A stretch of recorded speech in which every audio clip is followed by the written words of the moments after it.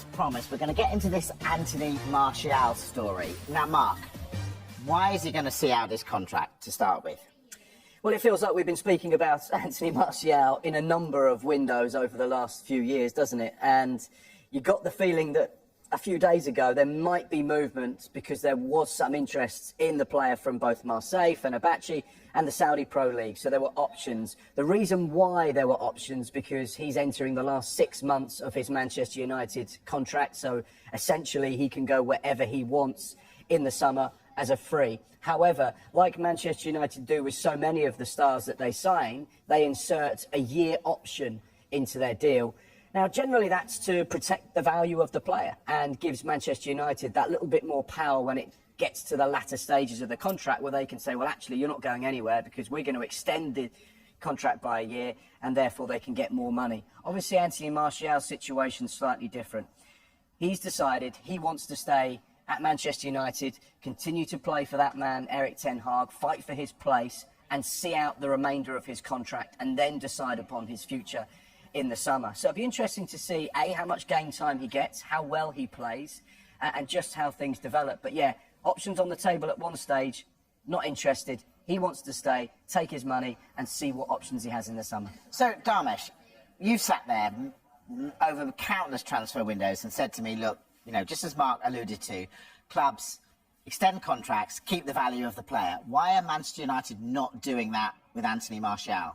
Well, if you remember, Erik ten Hag in his news conference last week said that 3 of the players Manchester United had triggered the options in Victor Lindelof, Hannibal Mejbri and Aaron Wan-Bissaka. And he also said that they're in talks with Raphael Varane and Anthony Marital. Now, a lot of people were a bit sceptical, thinking, does that mean that they're going to extend Martial's contract?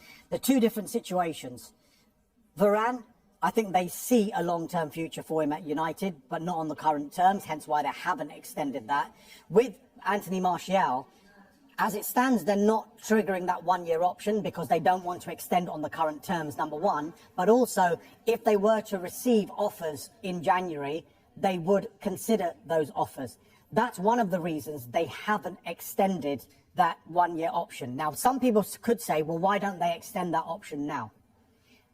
But that would still be on the current terms if Manchester United don't want to pay. And who's to say that Anthony Marital would stay on for that contract and then spend another year at Manchester United and then Man United being in the same position again next summer, having paid close to, £5 million in wages. So I think it's a case right now of trying to minimise the losses with regard to Manchester United. It isn't the ideal scenario. They would have wanted to try and get money for Anthony Marital in this January transfer window because it is the last opportunity that they can do that. If they can't do that, he will stay at the club for the next 6 months. And in a way, looking at it on the one small positive, potentially, is Anthony Marital may look at this as maybe a 6-month audition rather, for the summer. So if he performs well for Manchester United in the next 6 months, he could get a good move in the summer. And if he performs well for Manchester United when he's selected in the next 6 months, that's going to be good for Manchester United and Erik ten Hag. Look, United have tried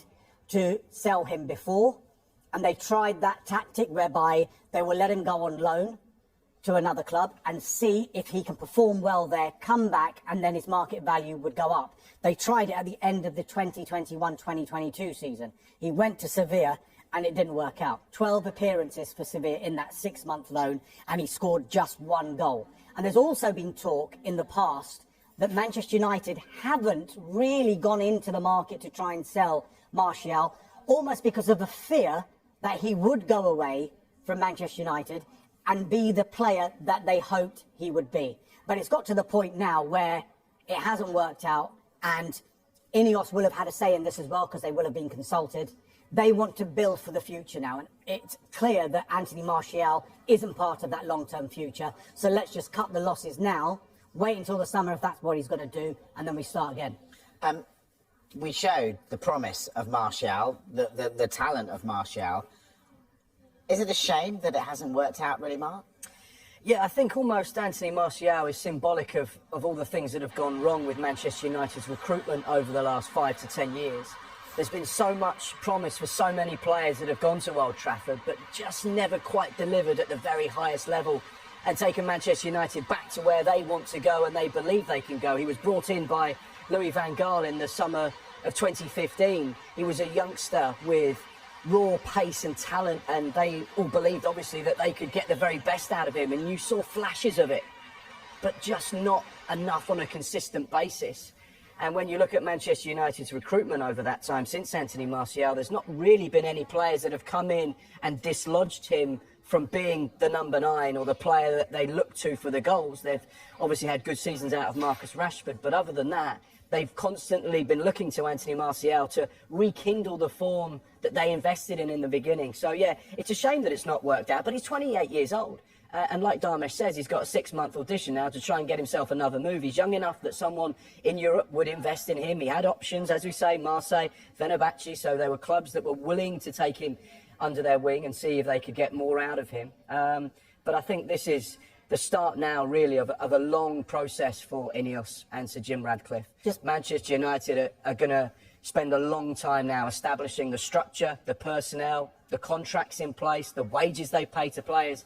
And there's going to be a top-to-bottom review about how they can sort that out and get Manchester United back to where the fans and the new 25% owners believe they belong. Just picking up on what Mark said about the recruitment in the last 10 years, the recruitment of Anthony Martial in itself wasn't a reflection of bad recruitment by Manchester United because he was a young player. There were a lot of clubs who were after him, and it was seen almost as a coup that United had signed him. It's what's happened since then with Martial in how he's performed and what they've done with his contract situation. That's been the problem, which has resulted that after nearly 10 years at the club, we're talking about his 9th season, I think now. 2015, you said he joined. It's now 2024. And we get a situation now where he hasn't fulfilled his potential, really, and he's going to leave for free if he gets his way in the summer. He's perhaps a victim of the changing manager as well. Changing manager regularly, changing style, changing philosophy, and perhaps he's just never felt that love from the head coach or the manager to get the very best out of him. Dharmesh, I'm going to take your Anthony Martial and raise you a Jadon Sancho, because it's pretty similar. What's going on with him? Yeah, I mean, it's been going on for the best part of a week now, but it looks like it is very, very close, and I've said that before, but timescale-wise, we think 24 to 48 hours before Jadon Sancho makes his return from Manchester United to Borussia Dortmund on a straight 6-month loan. The loan fee has been agreed. The salary apportion has been agreed, which implies that Manchester United will be helping out Borussia Dortmund with some of those wages. And it's just the final contractual details, the dotting of the I's and the crossing of the T's before Jadon Sancho is officially presented as a Borussia Dortmund player. From the outset, look, £73 million worth of investment, it hasn't worked. But again, Manchester United are trying to get themselves in a position where if and when he does leave permanently from United, they can recoup some of that £73 million. And the way they're doing it is a 6-month loan at a place he's performed well before, under a manager he's performed well for before. And if he can do that again for the next 6 months, he will come back to United with 2 years left on his contract. United having the option of a further year. He'll still be in his early 20s as well. And maybe then his market value will go up. And cynically as well, we're seeing a situation, Mark mentioned it before, about Ineos looking across the whole of the football operations at the football club. Not only will they look at the recruitment and the sporting director situation, not only will they look at the players that are currently at the club, but they will look at the coaching staff and the manager as well. He will be assessed come the end of the season. Gary Neville called it a 6-month audition. We're talking about Martial. But absolutely. A 6-month audition. So is there a possibility that Jadon Sancho comes back to a very different Manchester United to the one that he left? Because if he goes away, plays for Borussia Dortmund and performs well, that's an indictment on what's going on at Manchester United, surely.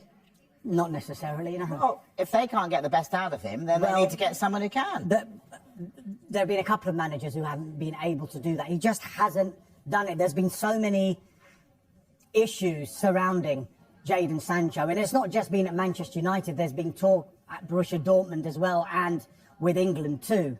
Of course, you want a manager who's going to be able to bring the best out of him. And in fairness to Erik ten Hag, when Jadon Sancho was suffering from a few mental issues, he gave him a break. He sent him away to the Netherlands to say, you go and train on your own and then come back. So he's given him those opportunities. And I think this was almost a last resort, what happened at the beginning of September after that Arsenal game, because maybe Erik ten Hag was thinking, well, we've tried this and it hasn't worked. We've tried this and it hasn't worked. Let's try this. The only issue with that was the timing of it all. 2 days after a transfer window had closed, and you point at the point of no reconciliation with a player with 4 months to go before a transfer window opens. So he's been sitting there away from the first team, eating his food away from the first team, nowhere near the first team squad for 4 months. To the point now where he could return to a place where he can perform, where he has performed before. Just a little comparison here. This could be a good move from United, just given what I've mentioned with regard to he's performed at Borussia Dortmund before. Because if you go back a couple of seasons, it was my information when they were trying to loan out Donny van der Beek, they wanted him to go potentially to a European club because they thought if he had a 6-month loan spell at a European club where the football is maybe slightly slower paced and more suited to Donny van der Beek, he could come back after those 6 months and his market value would go up. That didn't work out, and he ended up staying in the Premier League, going to Everton, and it didn't work out. He came back to Manchester United, it didn't work out again, and now he's gone on loan to Eintracht Frankfurt, and the option price is, what, £25 million less than what Manchester United actually paid Ajax 2 or 3 seasons ago. So I think United, on that point, this is probably the best case scenario on the club that they're sending him to, because he's got every chance to succeed there. What's your view, Mark? If he goes away and succeeds, is it an indictment on what's going on at Manchester United? If Manchester United can't get him to play, but Borussia Dortmund can. I think you see it so many times. Footballers are successful at one club, they go into another club, and it doesn't work out. They play for one manager, they don't play for another manager, it doesn't work. And I think that's just, part of football society and the culture within football at the moment. These footballers are not robots. They're human beings. They have emotions and they have feelings and, they have personalities. Sometimes you clash with people in your workplace. That's something you would have seen, obviously, off the back of what's happened between Erik ten Hag and Jadon Sancho. And Erik ten Hag's management style has obviously been very stern. We've seen it with Ronaldo. We've seen it with other players. He's, I guess, old school in a way. He wants to bring some discipline back to Manchester United because there's been reports in the past that it's not been a very, Sir Alex Ferguson-like ship and players have been able to get away with what they want. So therefore, Erik ten Hag has come in with a hard line and said, no, these are the rules you have to stick by. These are the standards I expect in training. And therefore, it's not worked out. I think whatever happens with regards to Jadon Sancho, I don't think either him or Erik ten Hag will be made to look silly. I think it will be one of those situations where it's just this suits both parties. Okay. And I think, honestly, if Erik ten Hag saw Jadon Sancho go to Borussia Dortmund and play well, he'd say, right now, come and get in my team and come and play for Manchester United and do that here. And that's what he'd prefer. But like we said, this is going to be an interesting 6 months for Manchester United because this is probably the biggest revolution of the football side of that club since Sir Alex Ferguson left. And it'll be interesting to see how it develops. That said, Dharmesh, what are they going to do in this window? A couple more departures, more people going out? There is the potential for that to happen. Sevilla are in talks with Manchester United over the signing of the midfielder Hannibal Mejbri. Now, it seems that all parties believe that this will probably be the biggest benefit for Hannibal at this stage of his career. They have triggered the 1-year option in his contract, so they've got a little bit of breathing space. He's got 18 months left on his contract. Everton are also thought to have been keeping an eye on Hannibal as well, but as it stands, the most likely destination right now seems to be Sevilla for Hannibal. And again, if he performs well, goes to Sevilla and performs well, he'll come back to Manchester United, then he'll be reassessed again in the summer, or maybe Man United will think, actually, we've got enough midfielders, his market value might have gone up, we can cash in now because he's still under contract. Another player that could be on his way out is Facundo Pellistri. PSV Eindhoven have approached Manchester United over signing him. A little bit more breathing space on this one. Facundo Pellistri's got 18 months left on his contract. United do have that 1-year option on that contract as well. But it's easy to see why United are probably thinking, look, let's try and get these guys game time. Hannibal has only started 4 games in all competitions. Palestri's only started 3 games in all competitions so far this season. And Erik ten Hag has been quick to point out that there are some big names who are making imminent returns from injury. So if their game time was limited when they had injuries, it's going to be further limited when they don't. Very quickly then, Dharmesh, all of that we've spoken about there, is that going to have any impact on possible incomings at United? I mean, if you can loan out a few players, then it does free up wages more than anything else. And of course, loan fees may come into play as well. So that might give Manchester United a bit of money to maybe spend and go into the loan market with. We know that maybe the striker is a priority position if they are to go into the market in this transfer window. Erik Choupo-Moting has been offered. That potential deal is under discussion as far as Manchester United are concerned. But there is a chance, even if Anthony Martial was going to leave or stay, and these other players were going to leave or stay, that Manchester United might not go into the market at all. And as we've been talking about, while Ineos look at the whole of the football operations, it looks like more of a clean slate come the summer. And that's when clubs do the majority of their business. Maybe they might just go into the loan market now just to tide them over until that time. Okay.